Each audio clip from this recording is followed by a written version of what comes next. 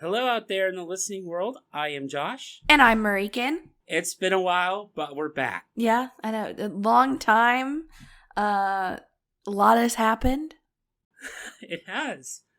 The first things first, though, we tried to make it bi-monthly, and then life said, no, you're not doing that. So the idea, just first of all, I think we're going to try to do this monthly, and I think that is much more manageable. Yeah, me too, because just so much has been going on in both of our lives, and like I hate feeling like we set this like every other week schedule thing, and then like we stick to it really good, and then like I hate when we veer off from it, but it's just been so hectic, and I hate to like make open-ended promises, and I hate not following through. But we're here. We're back. We got a lot to unload, a lot to talk about. There's a lot going on in the vinyl world, too. So that there is, yeah. There's a lot to unpack and unwind. So I guess we could just get started with life. Marichen, start off. Tell me what's been going on. Oh, gosh. I mean, it's been kind of crazy. We took a break because Jared and I were moving into our new home. And then, of course, the youngest members of the VC, and like I say that with like quotation marks because I know apparently that has made some people upset that we dub ourselves that. It was literally just like a random moniker that we made because we were, in our 20s, and everybody else is usually a lot older than that. So please don't get offended by that. But we all had this meetup in Nashville, and it was really fun. And that was like probably one of the greatest weeks of my life. I will honestly like never forget meeting all of those wonderful people for the first time. But then after we come back from that, one of my closest friends, like in real life, actually passed away from complications with the word we're not allowed to say. Oh, I'm sorry to hear that. Yeah, it's been really crazy. And that's been really, really tough. And my birthday was like kind of a couple days after that. It was in August. And so it's been kind of crazy with that. And Jared actually got me a cat for my birthday this year. And one of our friends ended up accidentally kicking her. And so we've had to give her like seizure medication. And we've been like waking up at 3 a.m. because we have to give it to her like 3 times a day. So, like, a lot has just been going on. And then most recently, Jared's uncle passed away from the same thing. And we actually just went to his funeral, like, the day that we're sitting down and talking. So, I've had, like, so many things going on. And I feel so bad for, like, not only being absent here and on the podcast, but just on my main channel as well. And I hate it, but it's just, there's been so much going on for me and a lot of stress, and I've just not been in a great like headspace really to sit down and film and record and do a whole lot. Yeah, I'm so sorry to hear that. And what we're going through, it touches everybody, I'm a proponent. My personal belief is to get the vaccine. Heck, I was at the doctor, clean bill of health. Thank goodness, thank God. But I got my flu vaccine while I was there. They got it early. So there's a lot of debate behind it, and I don't want the debate to get into the comments and everything, but oh yeah, I've definitely sparked that debate because of things I've posted on Facebook, because I think that if you're able to, you should get the vaccine, and if you don't agree with me, that's fine. I don't care that we disagree. I just hate being attacked for my beliefs on that. I mean, I understand that there are like age restrictions, like there's not a vaccine for children, and then like some people may be allergic to some of the things in it. Like I understand things like that, but I think to just not research it is just kind of ignorant in itself. And I'm not calling people ignorant when I say that. I'm just saying to do your own research, and if you believe differently, that's fine, but like don't attack either of us because we believe in masks and vaccines and trying to find something to help with everything going on. Yeah, it's just a lot of stuff is going on right now, and it's very hard to just find positives in the world right now, but I'm happy that you got a cat. That's really awesome. Hopefully the recovery isn't going to take too long. It is what it is, but I'm going to send some positive vibes and prayers over your way for your family. Thank you. I'm hoping that we can start weaning her off of her seizure medication, because we don't really know, like, if it was seizures or muscle spasms. I mean, like, honestly, she didn't have any broken bones. There was really nothing wrong with her other than, like, she just had this foggy mental state, and we ended up having to keep her kenneled for, like, almost a month, and she, like, cried if we didn't sleep next to her. So I've been sleeping on the floor in our living room for, like, 3.5 weeks or something like that now. And so it's just been mentally exhausting. But as of yesterday, we got to let her out of her kennel, and so she's been out and running around and doing really good. And we've cut down on her dosage. We cut her dosage in half, but we're still giving the medicine 2 or 3 times a day. And if that works, then hopefully we can go down to 2 and then down to 1, and maybe hopefully none at all, because, I mean, nobody really knows what happened because everything just happened so quick. So, yeah, it's been crazy over here. But, I mean, I have 2 cats now. I am a cat mom, and I'm so excited. Yay. Well, you're doing everything, I know I miss my cat, but she passed away some odd years ago, before you and I even met, before the illegal word we can't say was a thing. I get it. I totally get it. So, I've always grown up with cats. Like, they're like my thing. And it killed me to not have a cat for a year when we were in our apartment, because, like, it just felt so weird not having, like, a furry best friend to come cuddle up with you when you're upset. And I don't know, having a cat is just so comforting. And so it's nice to finally have a couple cats back in my life. Yeah. And I'm going to quote, and I'll talk about this maybe a little bit later, Pop Evil, one of my favorite bands who I got to see in concert. I'll touch on that a little bit. One of the songs off their new album is called Survivor. And I'll touch on this when I get to the little bit of the concert. And the song Survivor, the chorus is, "I'm a survivor, come ride with me. Been through hell and back, don't need your sympathy. Everything I wanted is right in front of me.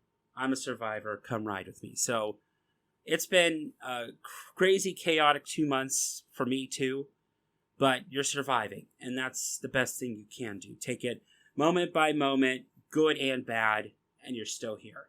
That's a good thing. Yeah, kind of taking it one day at a time, but it's getting better, so nothing to complain about. Good. I still haven't watched that full video, because I started up a D&D group, and my free time is getting smaller and smaller, I'm noticing, as time goes along these past couple of months. So I'm with you on that mental roadblock on posting videos. Mm-hmm. It's also because I'm planning a trip on some things, and I'll get into that when you're all done. But I totally get you on that mental mind block thing. It is beyond chaotic when your mind is just not there and you have, like, no free time in your mind to dedicate to doing the creative stuff. Yeah, and, like, I've done a couple hauls. Like, I did a birthday haul and like a monthly finds haul, and I haven't really sat down and done anything else, because, I mean, a haul is kind of simple, and I don't want to, like, ever really say that a video is simple and doesn't really have a lot of work behind it, because all of my videos have a lot of editing and stuff put into them.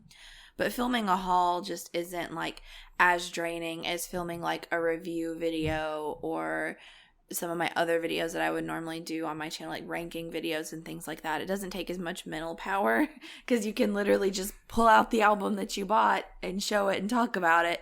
And there's really not, like, a lot of research that goes into it. There's not as much editing really that kind of goes into stuff like that, at least on my end. And that may not be true for other people, but I feel like hauls are just so easy to throw up there. And I actually intended on having an unboxing up today, but it just didn't get edited. So I don't know when that'll be up, but sometime. I'm in the same boat. I'm waiting on 2 albums that were supposed to come in August and September. Now one is September and October. So I was going to take maybe the last 4 or 5 at the time and just do like a nice little, hey, this is what I've been listening to when what I've gotten. But in the past 2 months, I've had 0 time to actually sit and listen to a record. And I'm sorry, I'm a bad collector. Oh, but that's just the way it is. But no, hey, I understand. Like, I've had weeks where I've not really gotten to listen to much or do much because it's just life gets busy, and some things are more. There are some things in life that are more important than music. While I think music is a good thing and can help you through a lot of rough patches and really good patches in your life, I also think it's important to just live in the moment a little bit, and that's kind of what I've been doing. I've been listening to new music. I've been listening to new records and stuff like that. But I just haven't really had like a ton of music listening time myself. Yeah. And we'll get into this later with the shortage and everything that's going on. It's probably going to get a little bit tougher coming up soon to start to get some records and stuff. But we'll get into that in our, not news section, but our deeper dive section that we like to do typically in our videos. And if this is your first time listening, welcome. And if you're still here, thank you so much for listening every single time we post something. It truly means a lot to us. Yeah, I know. Like, I never thought that, like, anybody would want to listen to me do a podcast until, like, you reached out to me. And, I mean, I know we don't have, like, 1 billion subscribers or anything like that. And we're not, like, super popular. But it's so fun. And the community that we've built here has just been really enjoyable. And I enjoy reading people's comments and thoughts on what we have to talk about and discuss. And I just think it's a fun little side project, I guess. And for me, with the way things are, I've also done some stuff with my computer too. So getting this up on YouTube is going to be such a wonderful thing to do. When you're hearing this right now and seeing it up, there's a lot of work that went into putting this up. And there's a lot of work that goes into you actually getting to hear the end product as well. I'm learning audio editing on top of my video editing, so there's a new skill I can put on a resume, I guess. But whoop whoop, a lot goes into our things, and I hate to say this, but I actually prefer, as of right now, with the way my life is, I actually prefer to do the podcasts because it's not because I don't feel comfortable in front of a camera. But it's just with the way I can do things, it's a lot easier mentally without having to look at myself and say, gosh, Josh, why did you look so derpy? Why did you wipe your face so much? Stop clearing your throat so much. Why is your face so itchy? Wait a minute, you had a little bit of gas. You've never had that. Why are you doing that on camera? I don't know if you would do that when you're editing your videos, but I talk to myself a lot when I'm editing videos, and I'm like, why did I do that? Why? Yeah, why? I definitely have those moments myself. Yeah, I don't know. Like, I get, like, so into it when I'm filming a video, and, like, if I say something wrong or whatever, then, like, I feel like I can't, like, use that portion at all, because then I know people are going to come for me in the comments. Like, if I mispronounce something, I get so terrified that somebody's going to, like, come after me. And then, like, I'll be like, oh my gosh, why did I say that? That sounds so stupid and uneducated. Like, I don't know. I say things and I do things. And this, honestly, is a lot easier because I don't feel as much pressure. I feel like this, I can really just say what I want. And I don't have the editing button, you know? Like, we can't just be like, you know, saying something and we mess up and then erase it, because that's not how it works, you know? Here it is one take, and if you screw up, you just screw up. And I kind of think that also helps when I do make, like, actual videos for my main channel, because then it helps me, like, boost my confidence, and I try to do everything in, like, one take and do as much, like, together as I can, because I hate editing. It just takes so long to do. And that's why some of these bigger YouTubers actually pay people to edit for them, because the editing process is just as interesting, inconvenient, chaotic as actually making a video. Oh, yeah. even those like lifestyle ones where they vlog, they still have to edit that. They still have to cut it down. They have to put in their intro. They have to upload it. Yeah. I mean, that takes a lot of Yeah. time and effort, especially like where they like vlog like every day. Like, I mean, think of all the unused footage they have of like making breakfast and, I'm going to do my hair and my makeup and all that's like, and then it's only like 20-30 second clip of doing that. And it's like, It took you longer than that. So like they'd go through like an hour's worth of footage to get like 30 seconds worth of footage, like that's just a lot. It's crazy. And also to be in front of the camera almost 365 days must be mentally draining. It must be so much mentally draining. I know Markiplier did a channel which we can no longer name out of the respect of the channel, but he did an experiment on this dead channel where they posted a video every single day for 365 days, and at the very end it got deleted. It was part of just an experiment to kind of live in the moment. And it was a lot of fun. But I know I listened to an interview with him a couple of years ago where he doesn't play video games for his own leisure because he plays video games for his job. I kind of feel like, we're talking right now, but my brain is in, hey, we're recording mode. And while we're still having a conversation, it's kind of like, I feel like the radio hosts that, talk while they're on there. I feel kind of like, not like a job moment, but it's like, my brain moment kind of switches off from this is the real world outside to we're recording. You know what I'm saying? Mm-hmm. Yeah, I get it.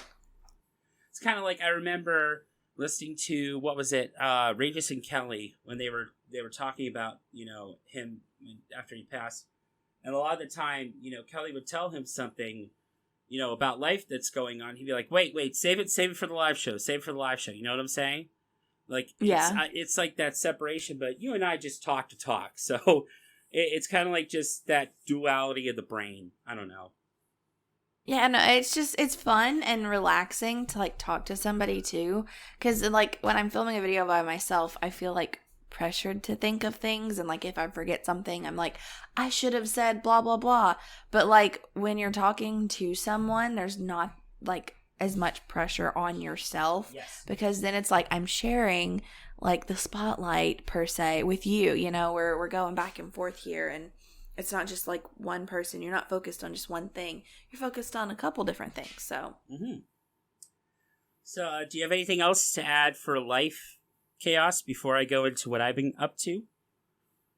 Gosh, I hope not. I hope your life hasn't been as chaotic as mine. It's a little chaotic. Work has been great. I have a new boss now. Things are shifting around. But it's a good thing now because they're eventually making it so I can actually take a vacation every once in a while. Because if you remember our normal conversations where, I think you remember where I was just so overburdened, it was like getting to me. There was just, it got to the point where I can say some things here, but it got to the point where my talents, where they needed for me to do some extra projects, I couldn't take on because I was shouldering a lot of stuff, if that makes sense. Now we have somebody new is in. It's going to take about 6 months-ish, probably, for things to start to implement, but it's starting to look better. And it already was great, but now it's about to get better, which is nice. Health-wise, I've been having some foot pain, unfortunately. It comes with the territory of getting in your 30s. Things just start to go bad. I don't know what it is, but it is what it is. Man, are you getting old already? Gosh. Yes, I am. I'm kidding. Not to the point where I need to be sold for parts, but still. Long story short, I went to the doctor. Good bill of health. I'm trying to eventually start walking more and landscaping more to lose some weight. I need to be sure that the foot pain wasn't too much that it was actually like a fracture or anything where I couldn't walk. It's just a sprain. I can start going up whenever I want to. So I plan on doing some yard work this weekend. So hopefully come Tuesday time, I could do like about a walk a day. Because I am planning a trip to Disney World in January of 2022. It's been about 22 years since I last went down. I went down when I was 8 years old, for my birthday. I barely remember it. I remember some of it, but I'm going with my mom on her birthday that week, and that's also with the insane amounts of planning that goes into Disney, the ideal week to go because of crowds. So yeah, that's going on with that. On top of that, I think I told you about the tub problems I've been having. I finally have my new shower installed. Yay, that's awesome. I love it. I've had it for about 2 weeks now. It's great. And then I got a quart of paint, like a gallon of paint, for $9, and it's right about the shade that I want. Pro tip, pro life tip. Go to your local Home Depot or Lowe's and check there what I call the Oops paint, where they have their discounted paint. That's where somebody ordered paints, didn't come to pick it up, so they make a newer gallon of it and then sell it at a discounted price. You know, they don't make as much profit, but some people try to game the system with that, which is a shame. But it was a custom shade, and it's right about where I want it. So if not this week, next week I'm going to be painting in there. And then all that's left to do is really, pull up the floors, brand new toilet, new vanity, new electrical, because I have a fan in there. And ever since I've been like a little kid, all it does is just make noise. It doesn't take any of the humidity out of the air. So why am I even using it? You know what I'm saying? I understand. So that the biggest expense of that room is done. But this is already just kind of a spiraling expensive home ownership. So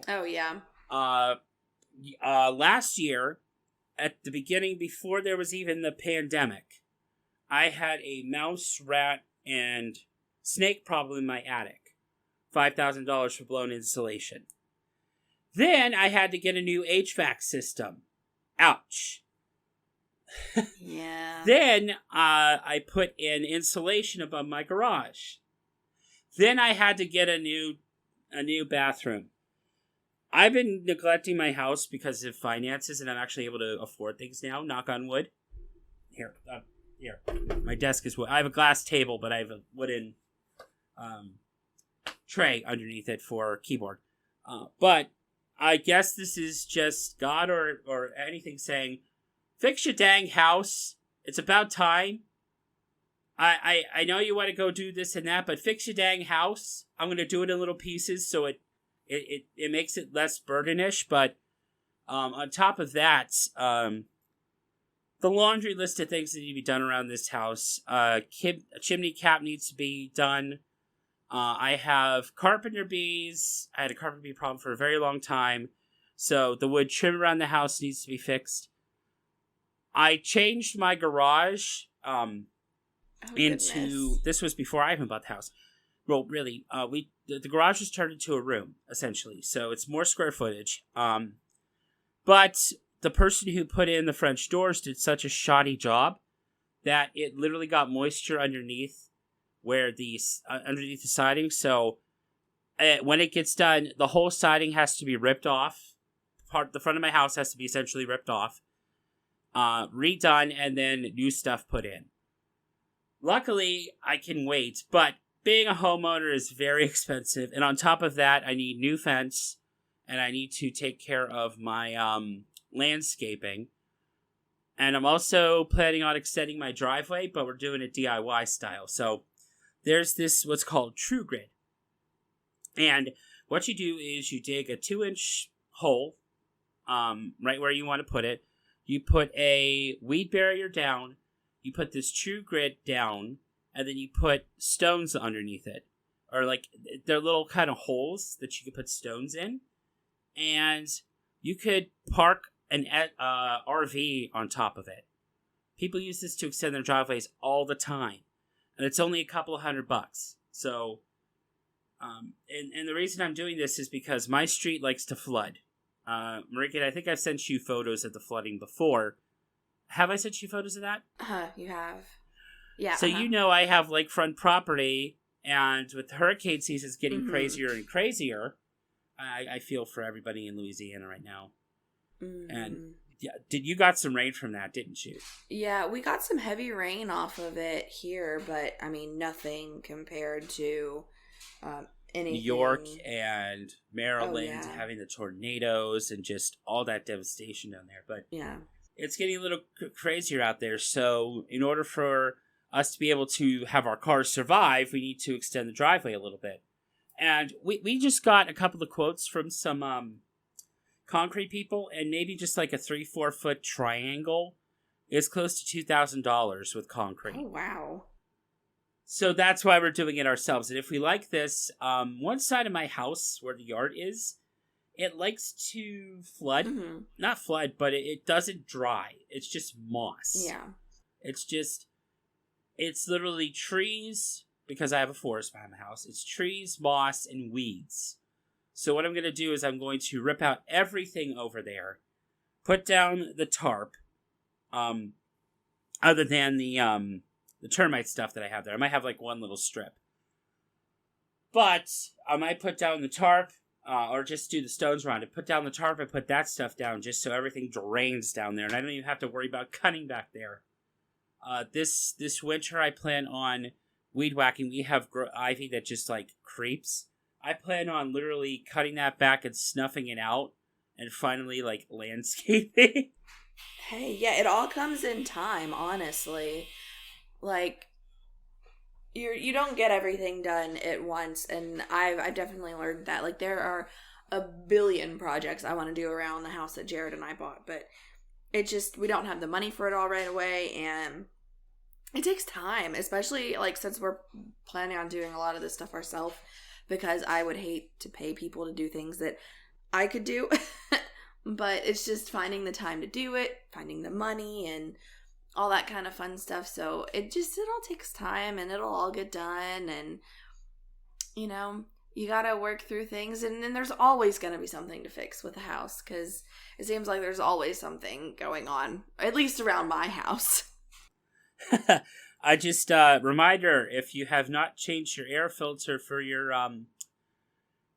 AC system, and it's about that time, change your air filter. Yeah, we actually put a new one in whenever we moved in, and so we won't have to put one in until, like, the start of next month. Right. I think ours is monthly. Mm-hmm. It's just easier, because the 3-monther, for some reason, it just pulls a little more on our air handler. So we have to do the 1 month. So, one is 1 month, and we put in an air intake in the garage area because that's where I was working from home, which I'm back at the office now. Have been for a while. So we changed that one every 3 months. But it stays cool in that room, thank goodness. Oh yeah, it's nice and cool in here. We have the 3-month one, so hopefully they continue to work for us. Yeah. So I went to a concert as well. Mm-hmm. I saw a bunch of pictures. It looks so fun. I saw Pop Evil at Elevation 27. This is the same venue that I saw Diamante. And that was the last concert I had before the pandemic began. Mm-hmm. So it was kind of nice to revisit the venue. They changed up some things since the last time. I remembered it completely different than I did last time, for the negative and the positive of that. A lot of people were not wearing masks. Mm-hmm. Take that as you will. There was supposed to be a mask policy. None of the staff was wearing masks. I would think that if they have a mask policy, you know, they might be wearing masks. I'm just saying what I'm saying. I'm not trying to spark any debates. I'm just stating the facts as I saw them. A lot of people were not wearing masks, and they did not do the temperature checks like they said they were supposed to do. And you get that kind of icky feeling in your stomach. The guy behind me, it's one of those times where you just talk to somebody, you don't even get their name, you just talk. Mm-hmm. It happens when you're in concert lines. He said, after the guy left, I'm 20, but he was given a 20 over 21 bracelet. Yeah. I'm not trying to call out the employees. I'm not trying to call out names, but yeah, it was kind of chaotic to say the least. I stayed away from as many people as I could, and Marichen, you already know the negatives behind it. I'm not going to go into it on here, but you know what happened. Yeah. I could go into it, but I'm not going to go into it. You know exactly what I'd be talking about. So I do, and I hate that it happened. But Pop Evil was the star of the night and made up for it. So I'm actually staring at it right now because I got a frame. I got the set list. Yeah, you sent me that picture. That was so cool. I have 3 set lists now. I have Pop Evil, which I'm looking at right now to my left. To my right is Diamante. And Marichen, you've seen the signed Diamante one. Mm-hmm. And behind me is Night Ranger. So if I get one more, I could put one on each wall in this room. And that'd be cool. Nice.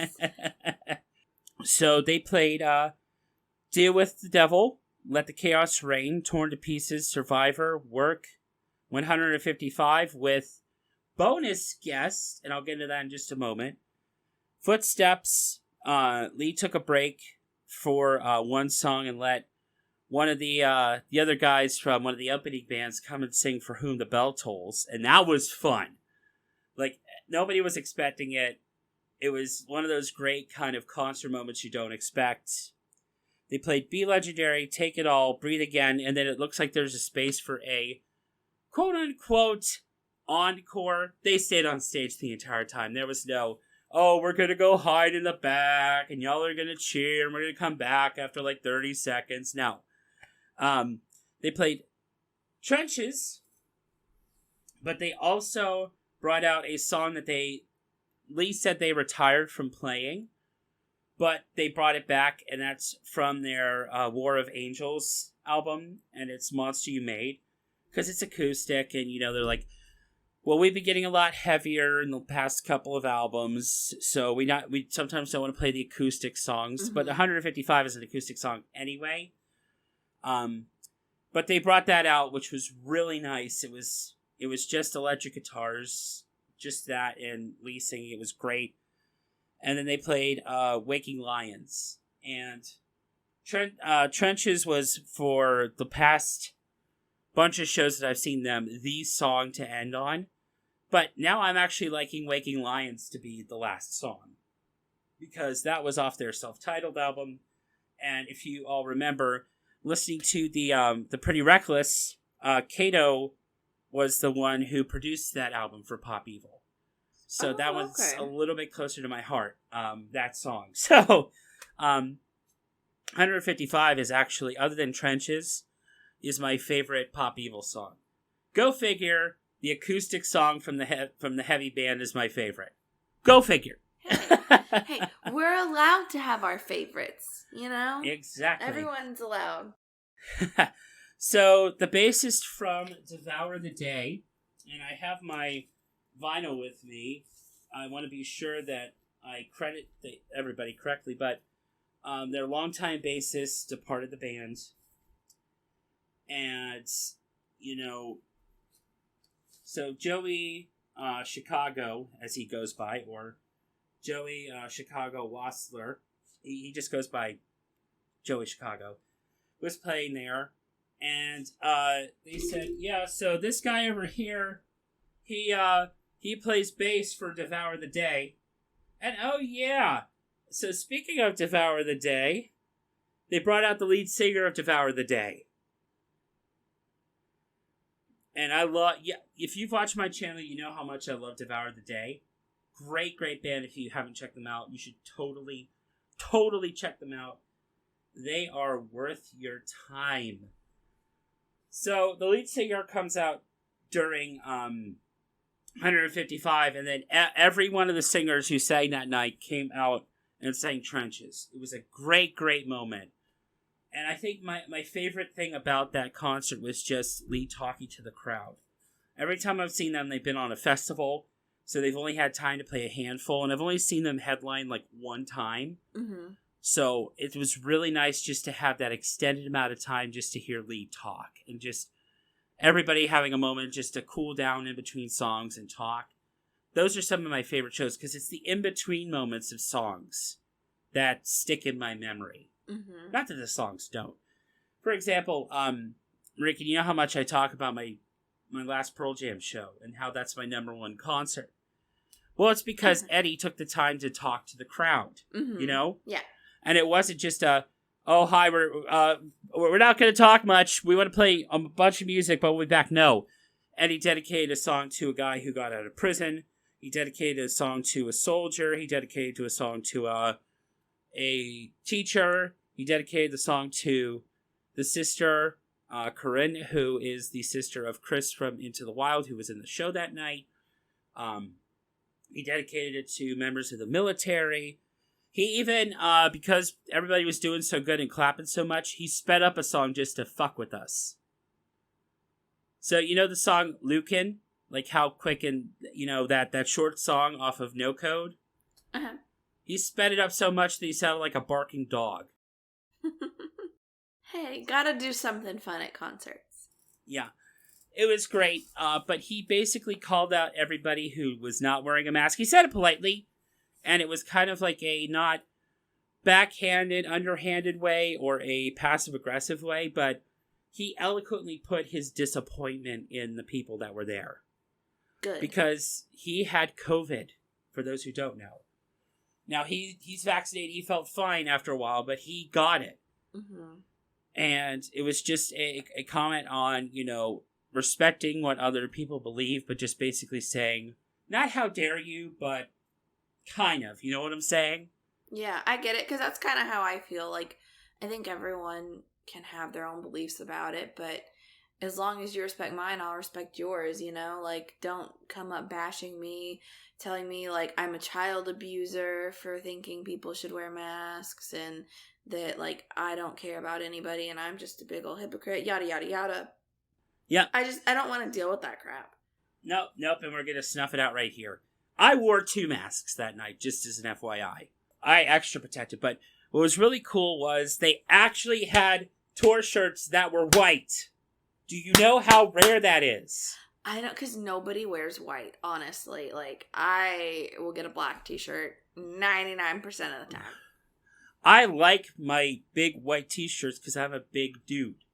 I like those flippy shirts because you know what? I bake. If I step outside and it's above like 75 degrees, I'm hot and sweaty. I'm baking. And people who stand in line at concerts are baking too. Please at least offer a white tour shirt. You know? Yeah. I appreciate that. And I actually tipped the guy who was running the merch stand. They actually offered some really cool merch that was a little out of my price range for the moment. Mm-hmm. But each band had like something signed, this and that. Lee hand-painted some lyrics to songs on a canvas and signed it, for example. Oh, there was a custom-made art print for the night that Lee signed like a rookie trading card, for example. They actually had like a Rubik's Cube. So they had some cool tchotchke little things, you know? Yeah. But what's really cool was the guy who was doing the merch table, instead of just handing you the shirt, he puts it up underneath his back, flips it up, and says, catch. Oh, that's I'm like, cool. I know I only gave $1, which is...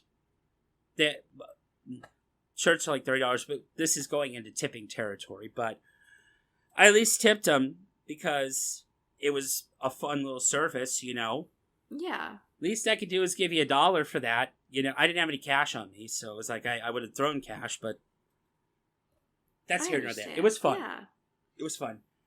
I finally got a vinyl in, which is nice.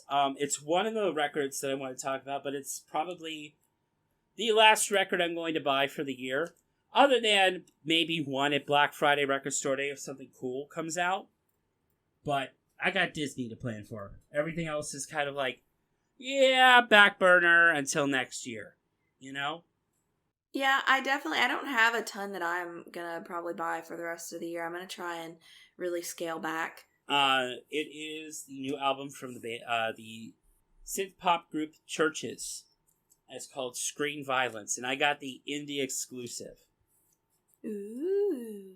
And and it's red, and actually looks like it has a little bit of, like, not a splatter, but, like, when you look it up in light, when you kind of see, like, a splatter or, like, some kind of, like, dripping kind of going along, I want to say. Uh-huh. Is there. I've listened to it digitally. I haven't had the chance to. I've only had it for maybe about a week or so.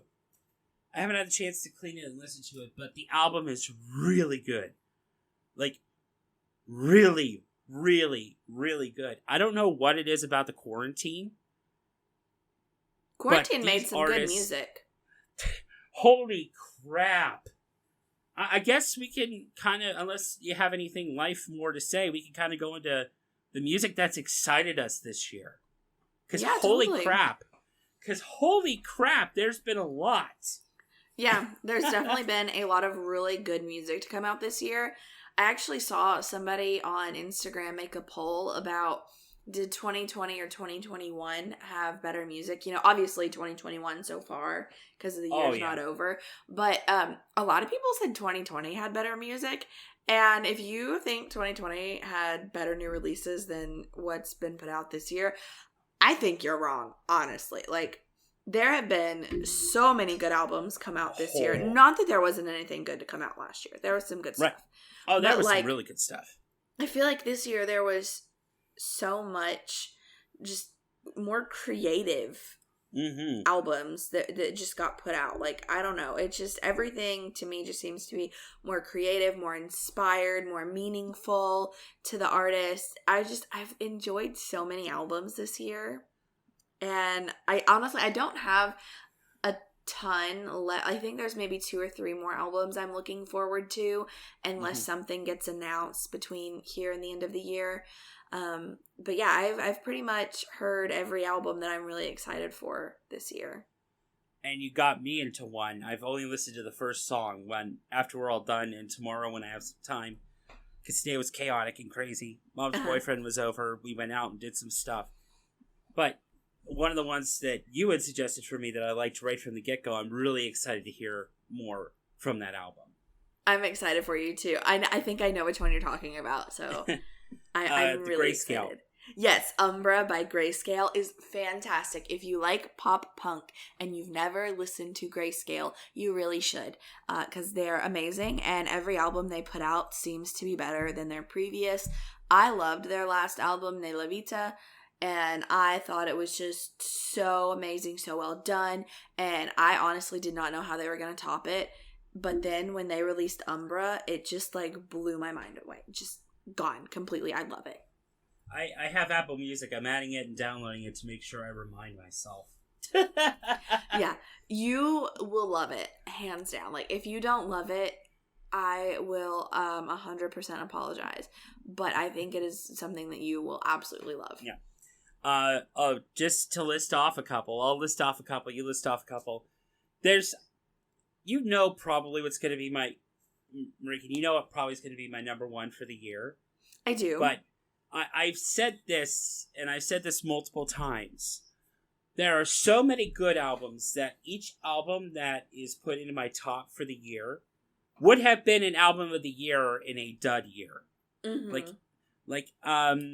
This has not happened since 2018. So, let's just say 2017 had just a bunch of albums, but that really, really strong end cap album. Mm-hmm. All the albums I'm going to be listing upcoming have impressed me enough to garner a top of the year. I don't know top 10, top however many. But, of course, Screen Violence by Churches. One of their darkest lyric albums, but I don't know what it is. I heard some people not like He Said, She Said when that first came out. I was addicted to it right at the beginning. Actually, it's a song I revisited quite a lot, just in general. Mm-hmm. And even as I'm just sitting here thinking, there is California is a great track from that album. And if you have not listened to it yet, you owe it to yourself to listen to Lullabies. Oh my God. Lauren's voice is angelic in that song. I don't know what happened. I don't know what in the quarantine decided to happen, but this is one of her best lyrical moments that I've ever heard from her. It is so good because it's just so calming. And it's meant to be a lullaby, but this is horror aesthetic. There are a lot of very, very dark moments on that album, but it's just a lot, and I really love it. I don't know if I'm going to write a 5-page review like I did that one album, but from what I've heard, at least a couple of times, it's definitely stuck out in my head, you know? Yeah, of I course, get that. I've loved Sour by Olivia Rodrigo. That is such a fun album. I knew you would love that one too, honestly. Now, all these people that were saying, they worked out the songwriting credits before it came out. Fuck all of y'all. Y'all on Twitter got me mad. Y'all made me quit Twitter over that. Just... Yeah, I think Olivia is getting blamed. Like, honestly, I don't know why, like, Haley is getting any flack in the whole situation whatsoever, because Olivia is the one that took inspiration from Paramore's songs, not the other way around. So I don't really know, like, why everyone's pissed at Haley, honestly. And inspiration like that comes all the time with artists. Yeah, and they that's give proper like my credit. big point with, like, I don't understand why everyone keeps pointing out, like, all the similarities that Olivia has in her album. She's taken inspiration from things she likes, and she's made it her own. And, like, if you want to point the finger at her for, like, copying, I say that, like, in quotation marks, Paramore, because a lot of people are like, she just ripped off Paramore. You know, I mean, like, so what? She took inspiration from a song she liked and she made something her own. If we criticize her for that, then we would have to criticize countless other artists who we know and love, because sampling is a thing, and it's been a thing for ages, honestly. You can't blame newer artists for doing it when classic rock artists do it. And also... I'll give an example, but also, she gave proper credit, which not a lot of artists do. Let's be honest. So it just took a little while for the proper credit to finally come out. You know what I'm saying? Mm-hmm. But that is definitely one of my favorite albums of the year. Like, the first time I heard it, I was hooked. Yeah, example of that sampling or doing that. I can think of the opening of Rock of Ages and the opening of Pretty Fly for a White Guy. Yeah. Ice Ice Baby and Under Pressure. Yeah. But, Ice, you know, Vanilla has said, no, ours is different. Like, come on, man. Yeah. I love that. Like, Vanilla Ice goes, no, mine is so different. And then he, he does the beat, like, just... And I'm like, no, that is Under Pressure, darling. Like, please. Or what I like to call the Piano 3, where it's Werewolves of London, Sweet Home Alabama, and All Summer Long. Yeah. That have that same intonation beats. That's why I call them the Piano 3. I love all three. All three have that distinctive, but I'm not like, they're ripping off each other. No, they got inspiration from those notes and just worked from there. Heck, have you seen that video where it's called 4-chord songs, where they go over basically as many pop songs that they can in like 2 minutes? I haven't, but I have a feeling I'll have to look into that. Yeah, I'll have to send you it after this is all done. Let me go grab that video. To keep that train rolling, Solar Power by Lorde, I loved that. That was a fun album.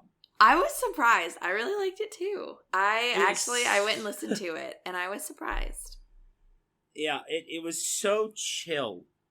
And I had just gotten my new shower, so I was setting things up, and it was just the chill that I needed. I think it had that, like, fun, summery type feel to it too. So, yeah, like, it made you kind of relaxed and just put you in, like, a good headspace. Yeah. And it was kind of bright and happy. And it was something I really honestly needed. And the reason that I told you I really wasn't going to check it out is because at least her first album, I really didn't get into. Was it Melodrama is the title of her second album or something similar? I never really listened to it because Pure Heroine was dark and very overplayed, and I've heard Melodrama is kind of got that dark sense about it as well, which isn't a bad thing. Like, I really liked the songs on Pure Heroine until they all become overplayed and I just got sick of them. So I was like, I don't really need to listen to a dark album when I'm not in a good mental state. It's not really going to help me. And then, like, I heard so many good things about it, and I was like, okay, fine, I'm going to listen to it. And I really enjoyed it. Yeah, I really enjoyed it too. And also, I kind of like her angle on some things, like not having a physical CD release, but still having a tangible release other than the vinyl. You know what I'm saying? Like, yeah, I thought that was very interesting. I thought it was interesting too. Of course, Death by Rock and Roll, we have a podcast episode dedicated to the Pretty Reckless. I can't not talk about it when we're talking about Top of the Year. Oh, of course, I knew you were going to mention that one. One that I like, it's not an indie band, but somebody who I'm on a bunch of Discord servers, and that's where I spend most of my time. So my friend on that Discord server, I think she said she's the concert photographer for this band. They're out of Florida. They're called the Brown Goose. And the album is called This Is the Way. And it's just such a good, when you think of rock and roll, kind of like, not using the quote-unquote classic moniker of it, when you think of like a classic way of thinking of rock and roll, think of the Brown Goose. They are doing new rock and roll in an interesting way. And that's why I love sometimes, indie artists or even like local artists, because they can put out some really surprising things and it be like top tier of the year. You know what I'm saying? Oh, yeah, for sure. There have definitely been a lot of changes in my list because I kind of like keep a list of my favorites as like we go through the year.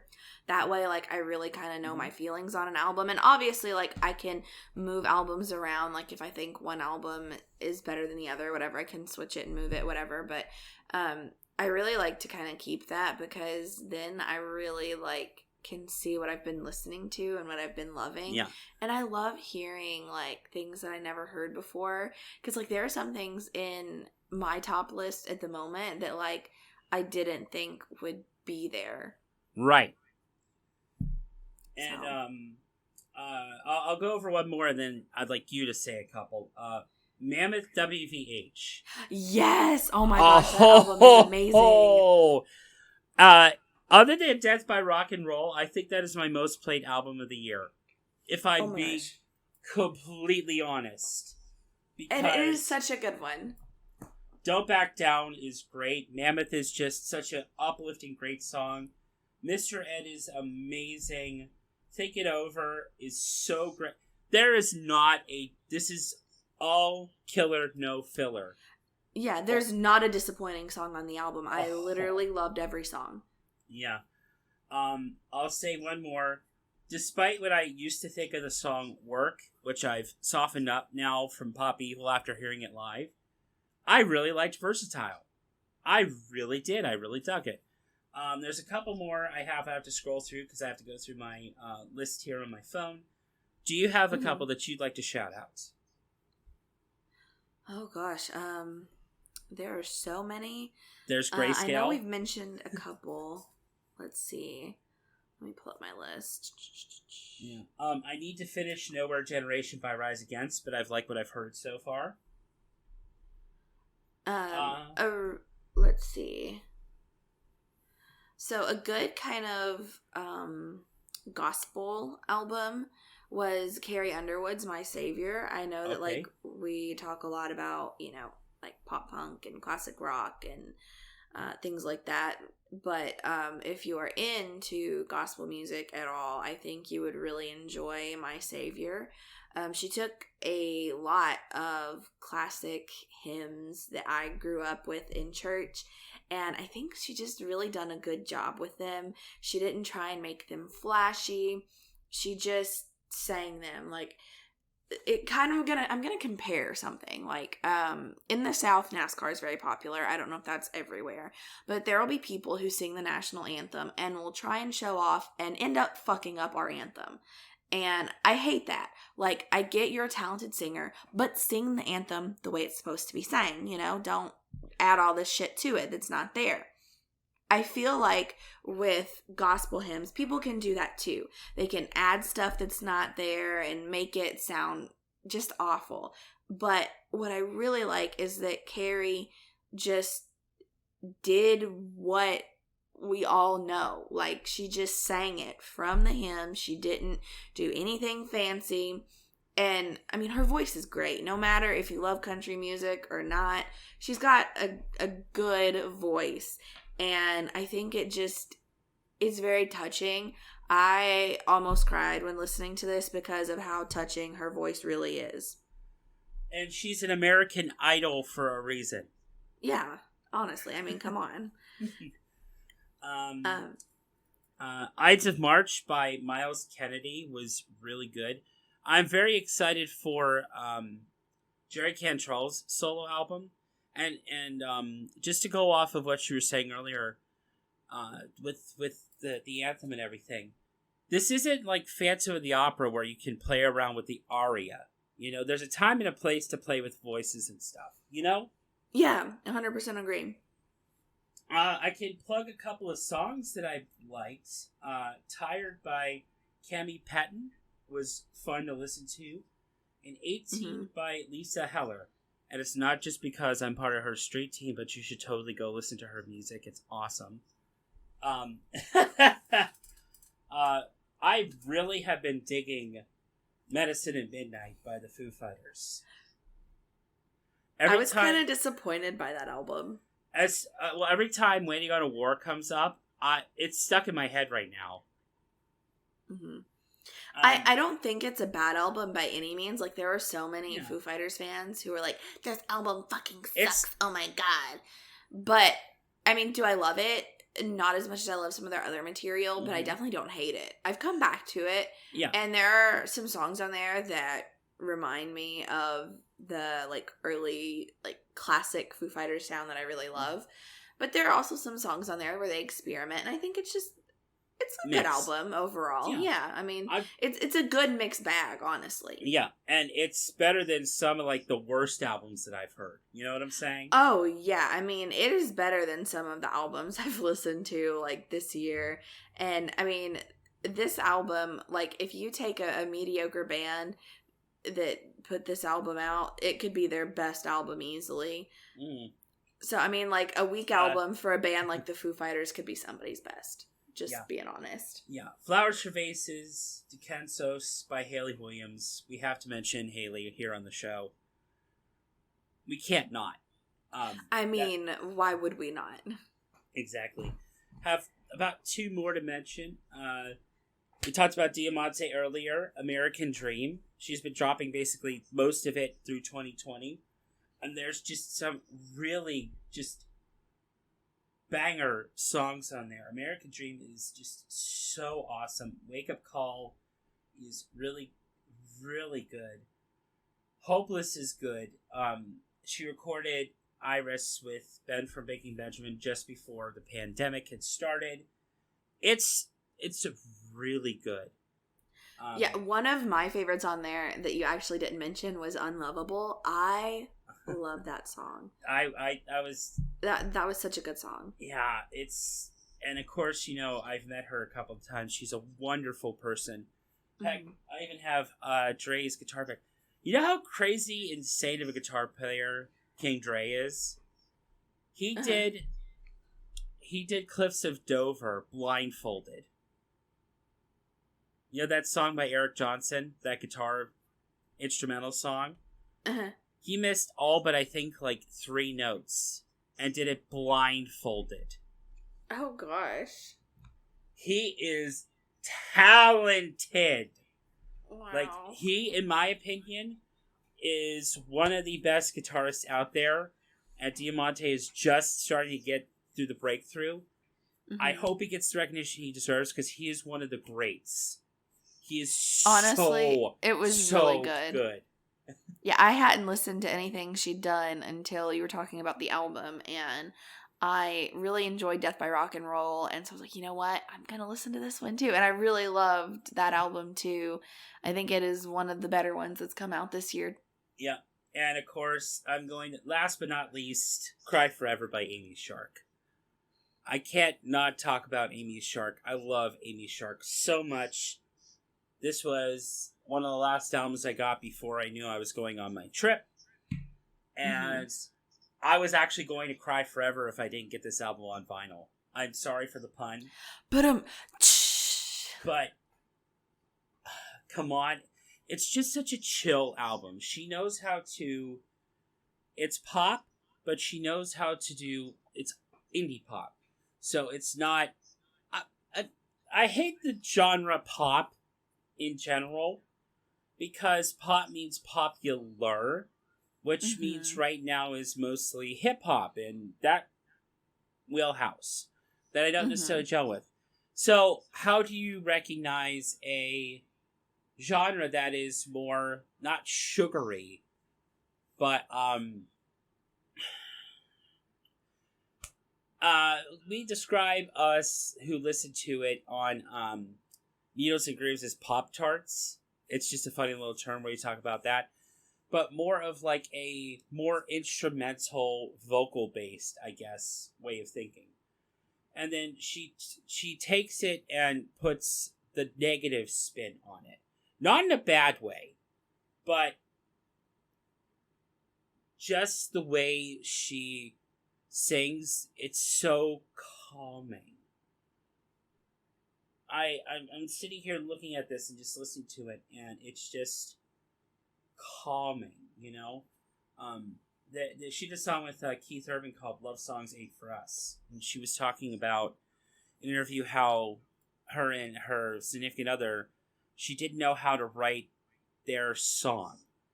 And it just kind of came out the way it did, you know?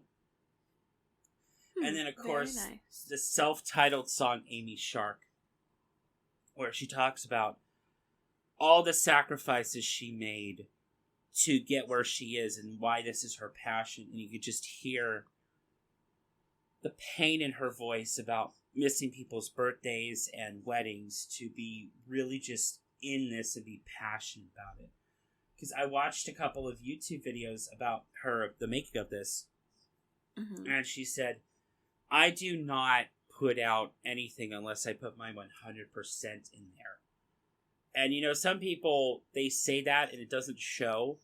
But with Amy Shark, it 100% shows in the quality of her music. You can be like, oh, I hate pop music. I hate it. Just please do yourself a favor. Go listen to Love Monster and Cry Forever. If I could go, say, listen to Maren Morris and make that the exception for modern country, where it doesn't gel with me, but I can love a couple of modern country artists. She is the exception to the pop rule. And to me, she's what represents what pop music could be in the future on the indie side of things. I revisit from her first album, Adore, all the time. It is so good. But she did a song called Psycho featuring Mark Hoppus on her first album. And then she did Come On with Travis Barker on this album. So I'm like, the next album you're going to... is it going to have Tom DeLonge? Hopefully. I hope. Maybe. I was like, I hope. Because that'd be funny. Honestly, that would be amazingly funny. And funny enough, kind of talking about moving that through there, Mark Hoppus was on Tonight Alive's debut album. Really? I didn't know that. Thank You and Goodnight, which was on their EP. he recorded, like, basically what would have been, like, the male vocal parts of that song. You know what I'm saying? Mm-hmm. Yeah. Anyway, I don't have really any more to talk about. We could talk about Taylor Swift, but that's going to get into our next partial discussion. So we'll get into that in just a little bit. But anything else that you can think of that maybe I should check out or our listeners should check out? I know there's 3 others that we didn't mention that I have kind of recommended to you. And I'll kind of give you like a little synopsis of them. So first, Luke Hemmings, When Facing the Things We Turn Away From. So Luke Hemmings is obviously the lead singer for 5 Seconds of Summer. Like, that's his big claim to fame. So a lot of people are going to write it off because of that, which is fine. But I think that this album was a little bit different than anything they'd done, but I also think it kind of stayed along the same vein of 5 Seconds of Summer too, in like a weird way. It was kind of this really cool mix of the 5 Seconds of Summer sound, because obviously he's their lead singer, but he had this really cool like synth pop sound to his music, and I really enjoyed like everything he did with this album. It seemed like there were so many wonderful like different aspects of this that I just really wasn't expecting from his work. And I really didn't know what to expect from a solo album from him, if I'm being quite honest, because, you know, they don't really write much of their own stuff. I think everything is really just written for them. And so I didn't really know how strong of a songwriter he would be. I know they kind of like sit in on sessions and stuff, but they do have like an actual songwriter whenever they're writing stuff for the band. And so I was kind of like worried about like this album, but I also was really excited for it because his voice just never disappoints. And I think he had this fun like 70s, 80s retro like synth poppy type vibe to the album, and it was just so fun. And it's one of those that I feel like you can dance around to and enjoy no matter who you are, how old you are, anything like that. I think it is something that you can find a song on there you'll love, truly. And then the other 2 are kind of along the same vein. So the Maine, XOXO from Love and Anxiety in Real Time. I don't know if this is going to be my favorite album of the year. So far it is. But there's one more album to release that I'm really excited to listen to. But this album has done so much for me. The Maine is, of course, one of my favorite bands ever, and they're kind of an indie alternative band. They have been independent for several years now, released several albums independently, and I really love what they did with this album. They used to have a very like early 2000s rock sound, and it seems like with every album they release, they add more pop elements. And then their album that they released before this one, You Were Okay, had some really fun like 80s pop elements to it. And this one was just so different, I think, from anything they'd ever done. And a lot of people weren't a fan of this album, but I personally really loved it, like right away. I just thought it was so different from anything they had ever done. And a lot of the lyrics throughout this album were just very catchy. And the closing track to this album, I can't listen to it without crying. It's called Face Towards the Sun. And John, the lead singer, wrote it about his grandmother who passed away. I don't know if she had COVID and passed away, but she passed away like during the whole situation. And he kind of wrote that song about her passing. And I have really related that song to my own life lately. So it's just been a very incredible album. There are really fun moments that make you want to get up and dance. Another great song on the album is called April 7th. And John actually admitted that they released an album called Lovely Little Lonely on April 7th in like, I think 2017 was the year. It's been way too long. But he actually met his now wife on April 7th as well. So April 7th is like a really special date for him, not only because of the album, but because he met his wife on April 7th. And so it's this really beautiful like love song, but it's kind of disguised as just like a fun, upbeat, happy song too, which is really fun. And I love it. I think, again, this is just a masterpiece, and I know like a few people said it took like a couple listens to really get into it, so don't write it off at first listen, but I love this album. And to kind of follow up with the Maine, John, the lead singer, has a side project called John the Ghost, and he released a debut album this year. He had an EP before called John the Ghost, but his new album is called I Only Want to Live Once, and it definitely does have a lot of pop influence to it. It kind of is in the same vein of XOXO, but is also different as well. And I think that John can do no wrong. Every song he writes is just absolutely amazing, and this album is incredible. Like, I mean, every song on here, Drive, Roll Down Window, every song just kind of has that fun summery vibe to it. And it's definitely been one that I have really connected with and loved this year.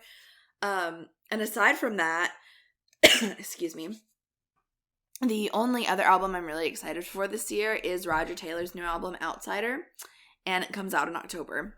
And I'm really excited for that, because it may be my number one. I don't know. Like, right now, the Maine is number one, but that could change.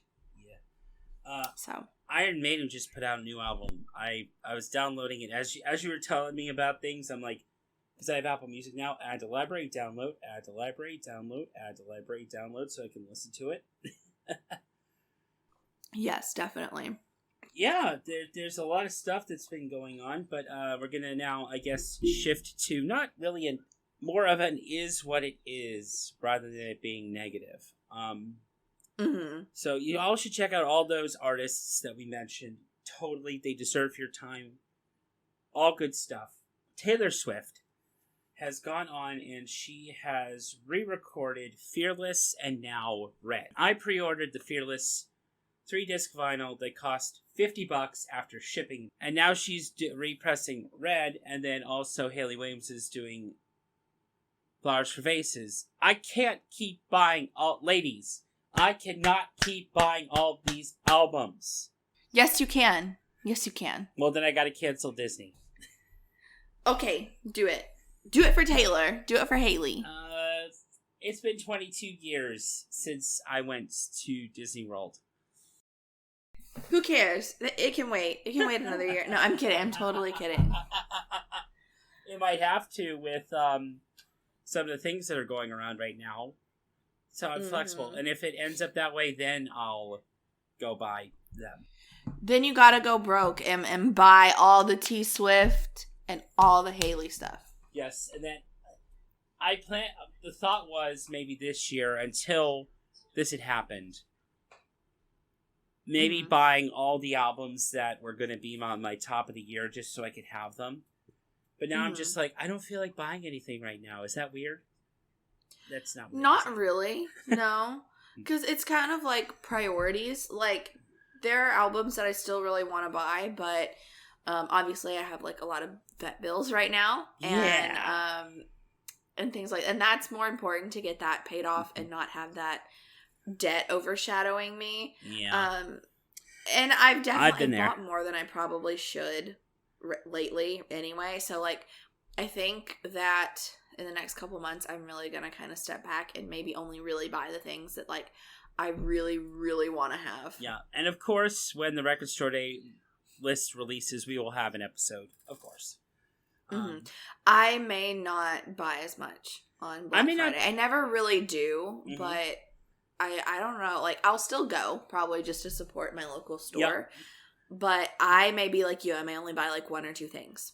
And I just meant that we're gonna put out the episode when the list drops. So. Oh yeah, for sure. It's tradition now. It's it's even like if we can't get to an episode, it's tradition that at least we get that episode out. Yeah, I think that's always been something we do, and I think it's really fun to like kind of react to the list together and kind of go through what we're excited about and go through all the fun things on the list, because you'll mention stuff that like I probably would have wrote off, and I'm sure I do the same for you, so it kind of gets your wheels turning. And you may not pick up what I suggest, and I may not pick up what you suggest, but like it still gets your wheels turning for what's there, you know.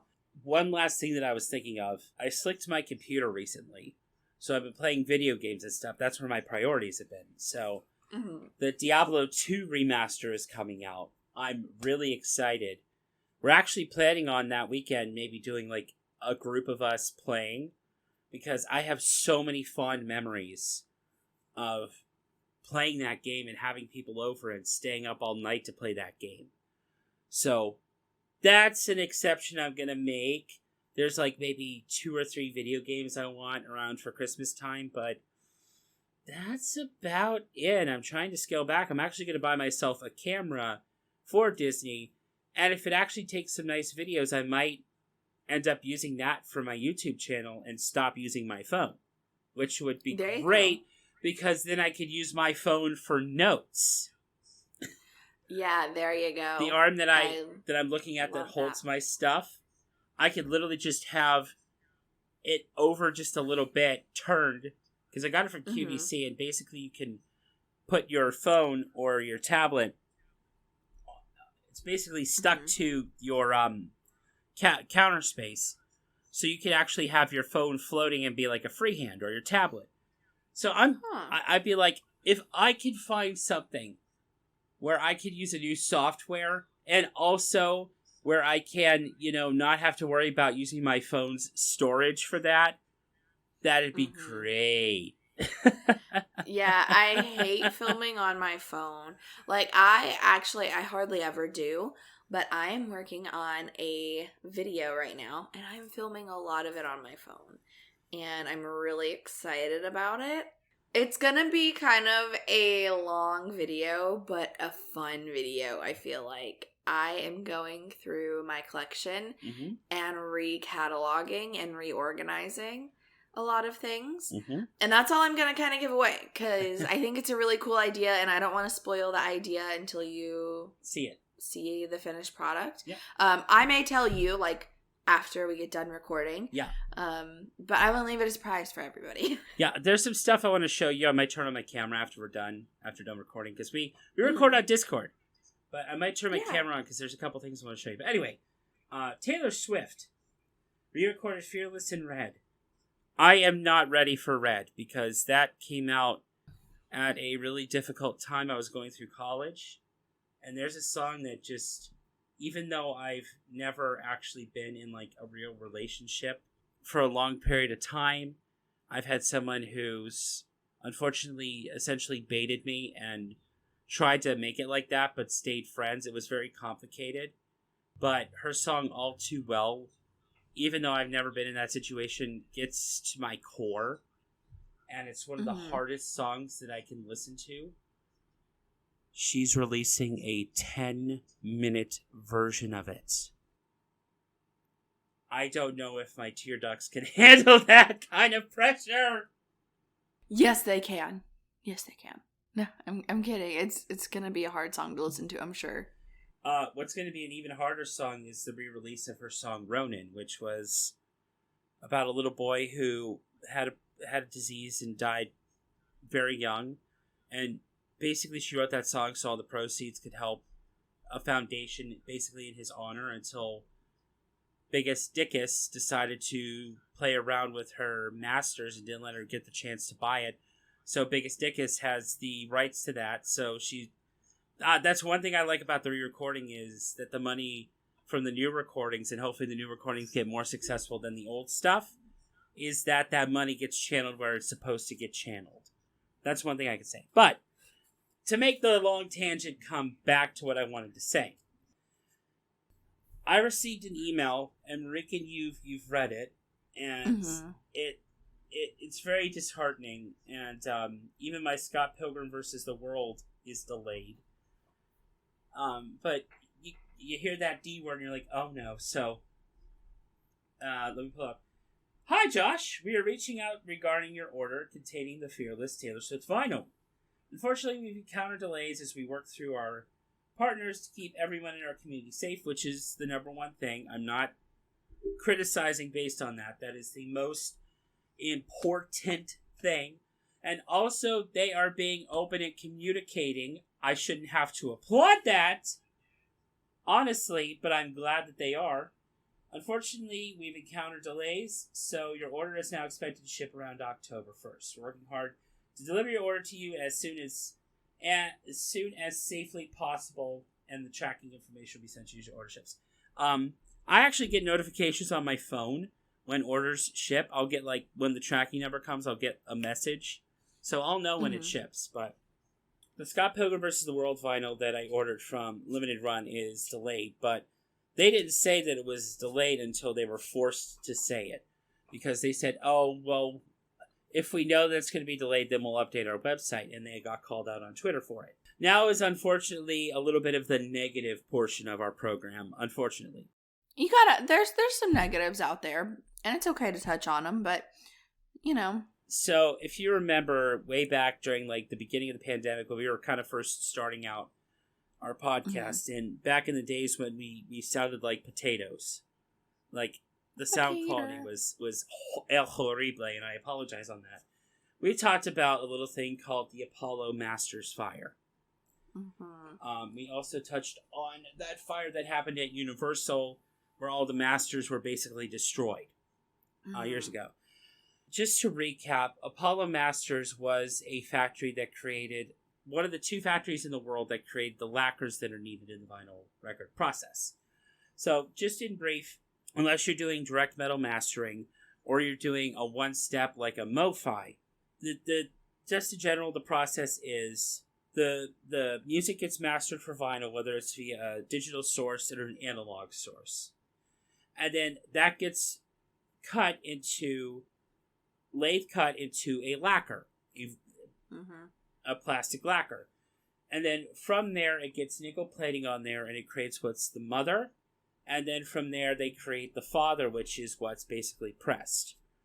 So, there's only one factory in the world right now that can make lacquers. Now, when we said, I think what we had said was that Record Store Day that year and Black Friday were not going to be impacted, but we didn't know past that. We thought maybe Record Store Day next year might be able to work, and then there might be some issues coming down the line with Black Friday. It's happening sooner, I think, than we predicted. I think so too. But I can understand it because everyone that works needs a break. Yeah. I mean, they're overworked like everyone else, and I mean, I hate it. My actual Grayscale Umbra, I pre-ordered that album, and it was supposed to ship actually this month, and now it's set to ship in February. And that's very sad, but, like, I also get it because these people have to have time off, too. Yep. You know, they have to see their families, too. They can't just keep making records. And as sad as that is, it's true. You know, I'm not mad about it. It happens. It happens. And, you know, maybe we'll get the situation figured out in a few years and we'll be back to kind of normal, and maybe we won't have all these delays, but I don't know. I think it's going to continue to be like this for a little while. And to exacerbate things, you have the human malware and all that stuff. We've said the word already. I guess I could say it, COVID. You've already said it. It's fine. We're well into the video now. Well, we've had the pandemic and everything that's happened, and you know, we had the Apollo Masters fire, of course, which is going to slow things down. But now, because of the way they make the vinyl pellets, the low-wage workers, they're having outbreaks there, so they can't provide the vinyl pellets to make the records. And that's the main issue that's happening right now.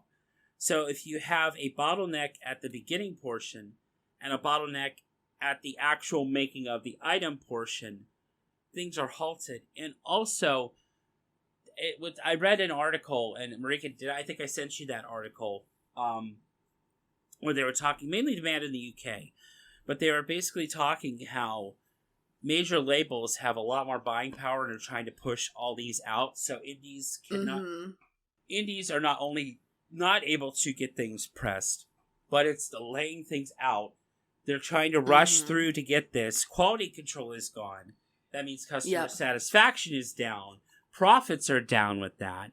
It's just a literal fucking perfect storm right now, being a collector. And the indie shops are the ones probably hit the hardest with this. Go support your local indie shop. I might try to go one more time before Black Friday. I just feel bad that I haven't gone. But you know what's funny is the June felt like 6 months ago, and it's only been 2 months.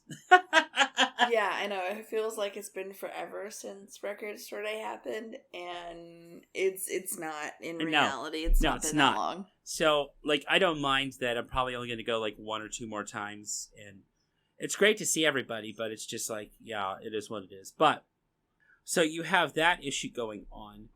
So, it's also the skill to be able to press the records takes years to do.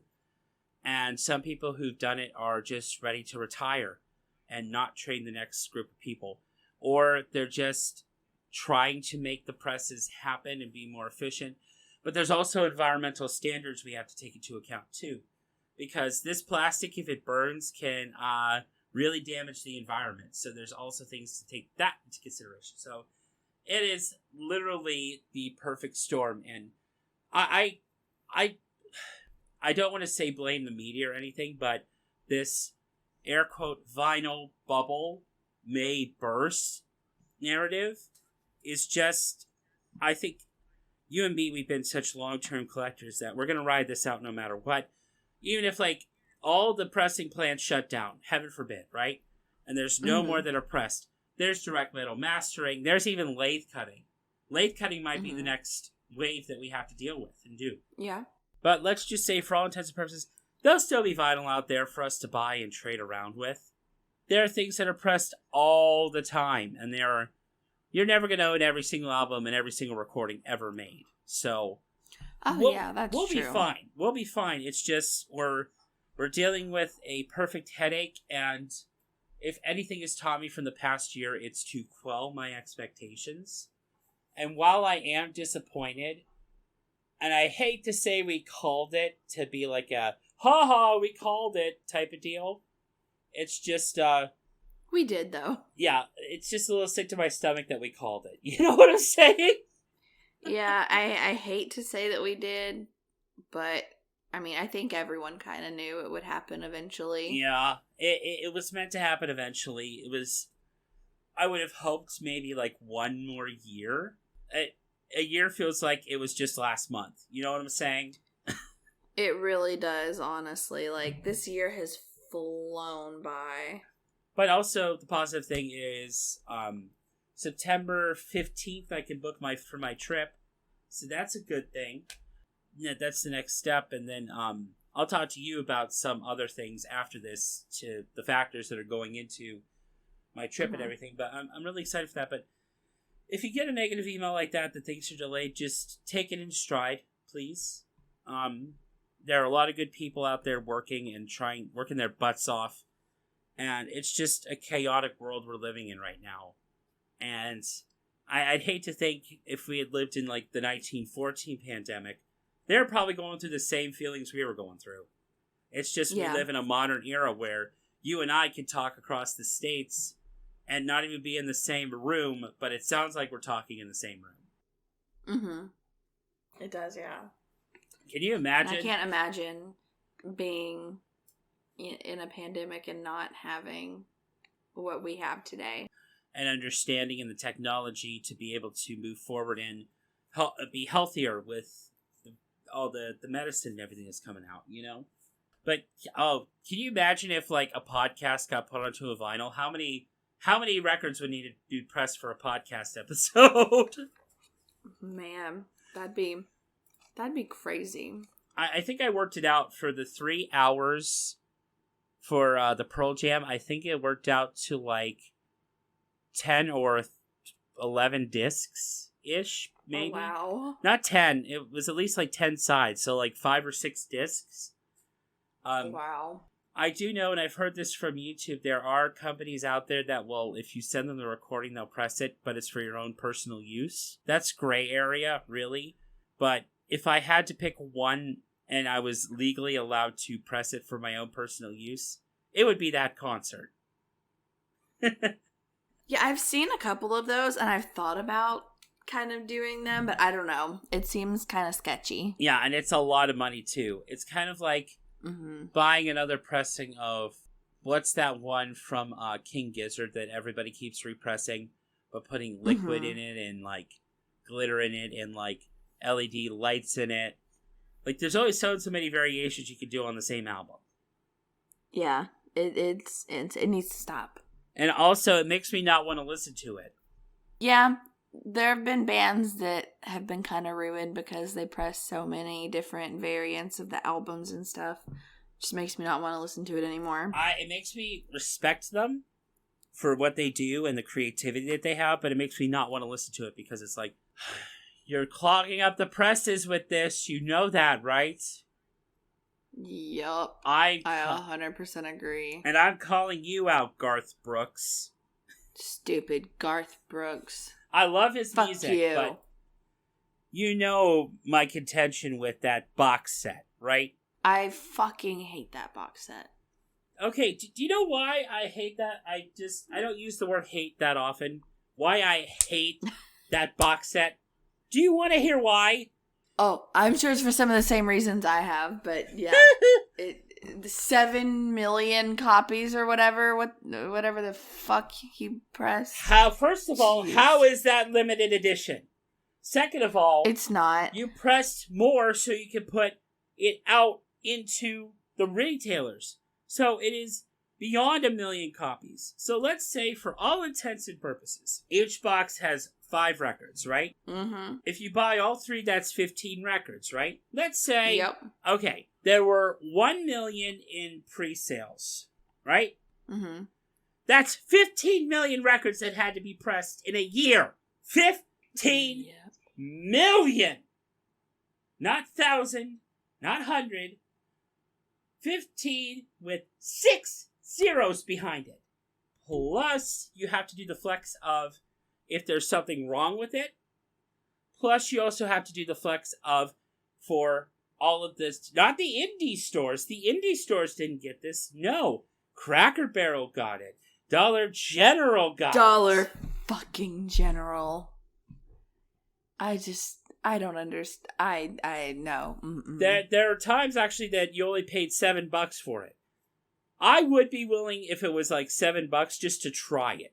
Just to look at it, I'd probably go for the... Nah. If I was going to pick one, like, gun to head, pick one, I'd pick the analog version, because that's just me. There's analog, digital, and live version, I think. I don't know. I wouldn't have any of them because Garth Brooks pisses me off. Fuck him. I only like one of his albums growing up, and it was like maybe-ish. Okay, so I'm not pissed off as the artist here. I had pre-ordered a new pressing of Switchfoot's The Beautiful Letdown. It was supposed to be this really awesome half blue, half clear, right? It was through Bull Moose at the time, and SRC Vinyl was supposed to press it. Because of Garth Brooks's 15 million plus records, I waited over a year for it to finally be canceled. Because there were other things that took priority over that. That's it has sad. been almost 2 years, and I am still pissed off about it. I don't blame you. Now, here's the thing. People have said, well, why don't you just go on Discogs and this and that? I actually am a little hesitant right now on doing Discogs. I might need about another year or 2 before I buy from Discogs. That's just me personally. Because I've heard so many horror stories from people that I'm like, I'd rather just buy from either the indie retailer or a store that I know that I could buy it from. You know what I'm saying? Yeah, I definitely recommend Discogs. I personally love it. It kind of, it's like eBay. You have to really, read reviews of the people you buy from. Because, I mean, you can get burned so easy if you don't. But, I mean, like, that's like buying anything online, though. You know, you kind of gotta, like, say, is this place reputable? Do they have good reviews?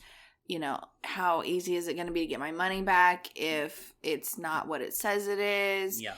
Kind of thing. But, like, I've had really good experiences because I don't buy from people who don't have, like, at least a 99% rating. And I know that sounds really snobby, but, like, if you don't have a good rating, I don't want to waste my time with you. Yep. Because that tells me you're either an asshole or you don't market your shit correctly, and then people get upset and you won't do anything about it. And then you kind of also have to look at, like, if there's a $300 record and somebody says it's in mint condition and they're selling it for $50 or whatever, you kind of got to think they're probably scamming you out of $50 or whatever because it's too good to be true. So you kind of have to look at some of that stuff too and just be kind of smart about it. I would also recommend a number of listings too. I know it's harder for those newer people, but if it's somebody who you talk to quite a bit and they say, hey, I'm just starting to look out on Discogs, how do I sell things? I'd probably go with them too, you know, because they're trying to build up their seller rating. If it's somebody I kind of like generally kind of know, I'd be more willing to buy from them if I knew it was them. You know what I'm saying? Mm-hmm. And there are also some stores that, like, post stuff on Discogs. Like, especially during COVID, a lot of places made a Discog so that they could sell and, you know, actually still make an income even though their storefront was closed. Yep. So, I mean, it's a good thing. I love Discogs. Yeah, I like it too. I'm just hesitant. You know what I'm saying? Like, most of the understand that. Most of the stuff I could get is, like, stuff I can get in the store, or it's so out of my price range that I'm, like, not even going to bother. You know what I'm saying? Yeah. I guess I have understand that. I guess I have expensive taste, but I got burned. I mean, we all do. I got burned by an eBay seller who was, I'm getting into collecting Disney pins now.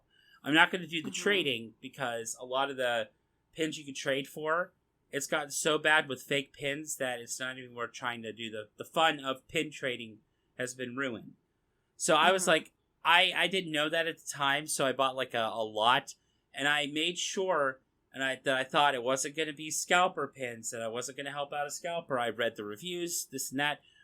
I think they were bot reviews because I got a whole bunch of scalper pins, and it like soured my stomach. So there was a good thing though. Disney came out with their big thing is popcorn buckets. You could get I had just that, like, that kid from you had live, everybody. We're recording this off the cuff, kind of live, but you can get a popcorn bucket and have it filled for like $2 a fill for the entirety of your trip. So, like, if you need like a quick snack, hang on, let me get in line and get my popcorn bucket filled. If any other line is too long, I can at least get some popcorn. You know what I'm saying? And some of these designs of them are so awesome. Like, there's a Steamboat Willie design. There's like Simba being held up at the beginning of The Lion King is a popcorn bucket. Right now there's Mickey who's dressed up like a mummy. So it's like a big thing.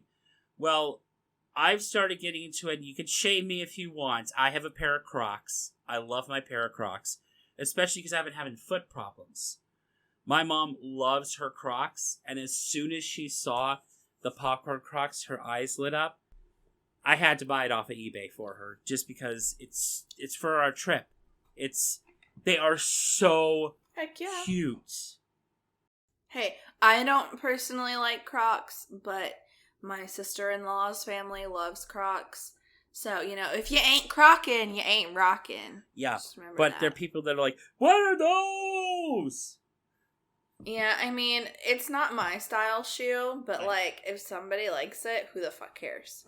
The reason I brought this up is people are very, very snobbish about it. It's kind of like, they're to the point of snobbish, like pineapple on pizza type thing. Like, that kind of level is a snob. Yeah. The reason I also bought it is because if I'm going down on the airplane, I can kick the shoe off real quick, get through security, pop it right back on, and I have a comfy shoe. You know? Mm-hmm. Rather than taking off my shoe, taking out the insole. Well, I still have to do that anyway. It's going to be my carry-on, but taking out the insole, walking through the thing, putting my shoe back on, having to worry about the people. Like, my anxiety is like, I think people behind me are going like, hurry up, you're slowing me down, hurry up. So I can I need something that I can throw on the shoes real quick, and then I can worry about like the back of the shoes, because you know that little strap at the back. I'm like, when I'm about to go to the TSA, I'm going to flip that strap up so I can just slide those on and then be out of people's way so I can fix my shoe when I get to the terminal. Yeah. But anyway. I mean, it is ease. It is very easy to use, so, you know. But I understand the appeal. I paid a little bit of a scalper price, but they were only like, you know how expensive they are, about like $60, $70. They only put about like a $20 markup on it. Like, that's not scalping to me. That's like, you're trying to make a little bit of money because you went into the park. Y'all were able to go down to the park for me. They probably weren't going to be there when I go. I'm okay with paying like $100 for this pair of shoes because y'all did the work to be able to go into the park for me. This is my little tip towards you. Thank you. Stuff like that. Hey. Stuff like that, I don't mind playing the quote-unquote scalper prices. If they were like $300, I'd say no. But it was like, $100 is not too bad, especially because those shoes are like expensive anyway. Shoes are expensive anyway.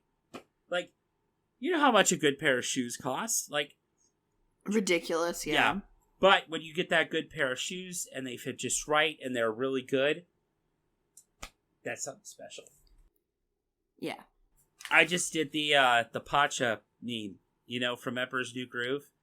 You know, when the sun hits just right.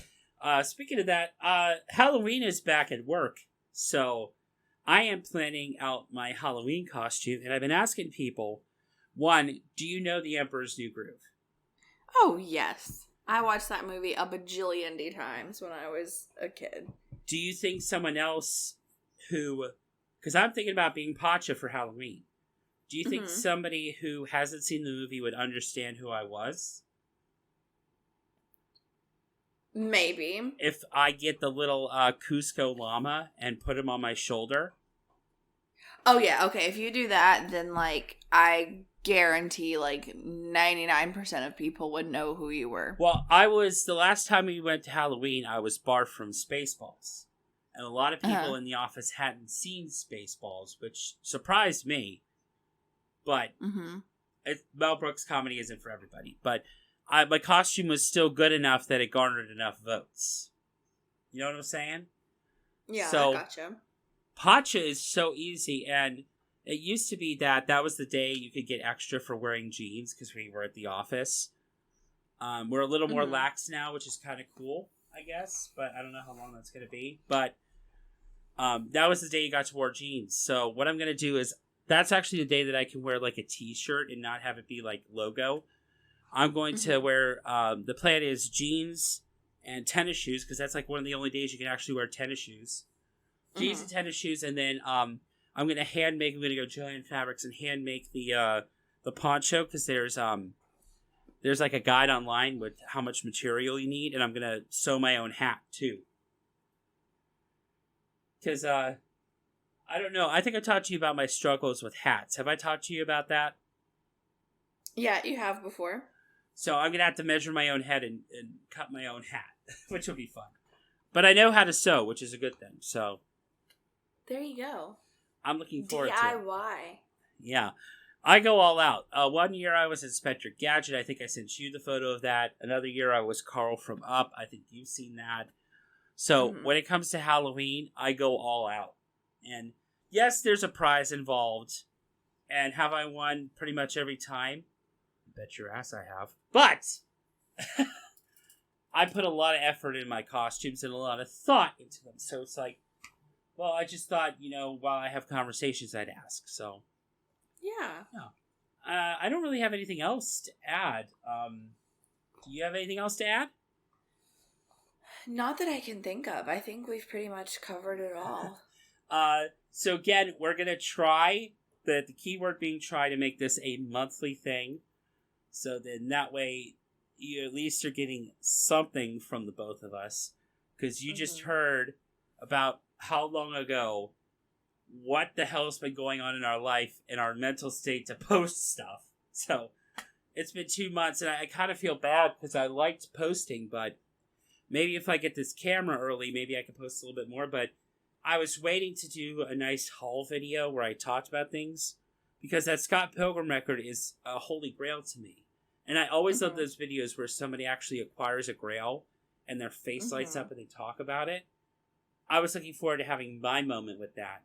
But it's going to be delayed about a month. So it's not much of a haul video if I have only like 3 records to show. What is that? That's to me doesn't feel like it's worth the time to put in the mental effort to film.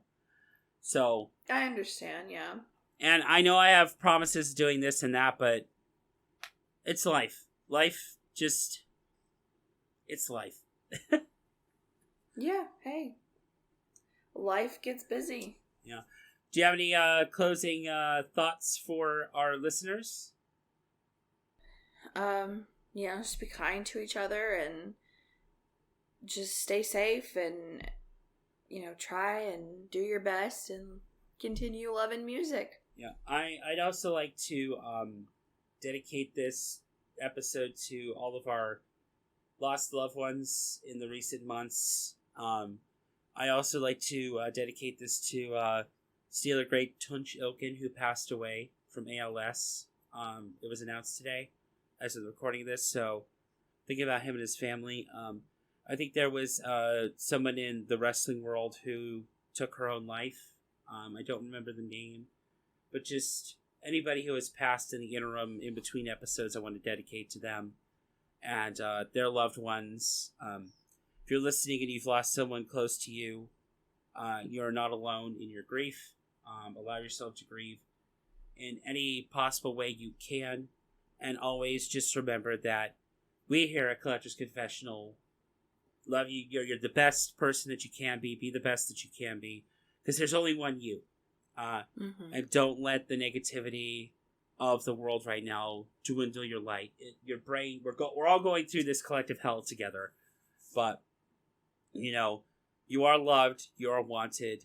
We are rooting for you. Even though we might sound like we're going through a lot and are like,